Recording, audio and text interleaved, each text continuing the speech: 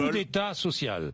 Oui, alors le coup d'État social, c'est pas que les ordonnances, hein. Oui. Parce que l'ordonnance, c'est en effet un coup d'État social. Les gens n'ont pas compris que la hiérarchie des normes est renversée, que le principe de faveur est renversé. Puisque vous parliez de Jean-Claude Mailly, l'honnêteté eût consisté à dire que hier, la commission exécutive confédérale a voté que Force ouvrière votera contre la loi, les ordonnances, partout où elles siègent, actuellement, vous savez, il y a des organismes dans lesquels il faut, ou non, mais consultatifs, sur la négociation, etc. FO votera partout contre. Vous avez des dizaines de fédérations ou d'unions départementales, force ouvrière, qui vont manifester ou le 12, ou peut-être, dont les adhérents viendront le 23 à notre manif. Le 23, qui viendra Tous ceux qui Benoît Hamon aussi.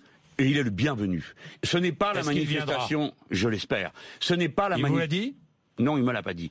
Je peux terminer ma phrase? Oui. Je vais dire la vôtre, puis à la mienne. Bon, moi je dis c'est la manifestation de tous ceux qui veulent. Je demande qu'on déferle. Ce n'est pas la manifestation de Jean-Luc Mélenchon, qu'on arrête avec ça. C'est comme si on disait que le 12 était la manifestation de Monsieur Martinez. Vous irez le 12? Bien sûr, mais depuis le premier jour, on a dit il faut y aller. Alors il y a le 12 et il y a le 23. Il y a 11 jours d'écart entre les deux, il n'y a pas de compétition. Et la CGT viendra le 23? Je ne sais pas, je l'espérerais. Je trouverais ça magnifique.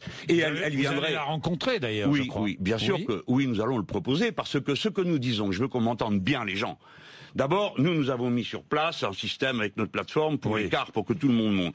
Il faut ce jour-là montrer que vous défendez l'ordre social que vos pères, vos mères, vos grands-pères et vos grands-mères ont construit pendant un siècle et qui se trouve cul par-dessus tête. Voilà. Venez en masse.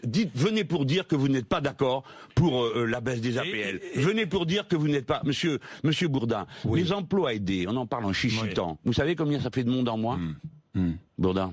Combien d'emplois aidés? 260 000. Combien d'emplois aidés l'année dernière? 460 000. Oui. Combien cette année? 310 000. Oui. Pas à moi. 150 000. Mais non, 150 000 de total, moins. Oui. Et l'année suivante, Bourdin, vous comptez sur un an ou 2 ans? Non, mais pour l'instant, vous avez les chiffres de l'année suivante? Oui, bien sûr, ça a déjà été annoncé. Oui, non, ça a déjà été annoncé, il faut vous renseigner. Le Premier ministre avait été assez vague. Le Premier ministre est toujours vague parce qu'il ne sait pas de quoi il parle. Mais nous, vous et moi, on est très précis parce qu'on se connaît et on sait que quand on va se rencontrer, ça va y aller, ça va crépiter. Donc, moi, je vous dis que les chiffres 2017 plus 2018, c'est moins 260 000. Mais Monsieur Bourdin, comme je suis un homme affable, ce matin, je décide que je prends le vote de chiffres. Moins 150 000. Vous connaissez un plan social dans ce pays où on vire 150 000 personnes avec des zones, des secteurs sanctuarisés. Ah, voilà. Mais, bon. Non, il y a pas... Non, Monsieur Bourdin. Je ne vais pas entrer, je veux finir. Mais vous posez une question, mais allons-y. C'est vous qui avez parlé. Écoutez, 150 000 personnes sont foutues dehors. C'est le plus grand plan social. Dites-moi quand Monsieur Macron a dit ça dans sa campagne électorale? Quand il a dit, écoutez, si vous m'élisez, je vais virer 150 000 personnes.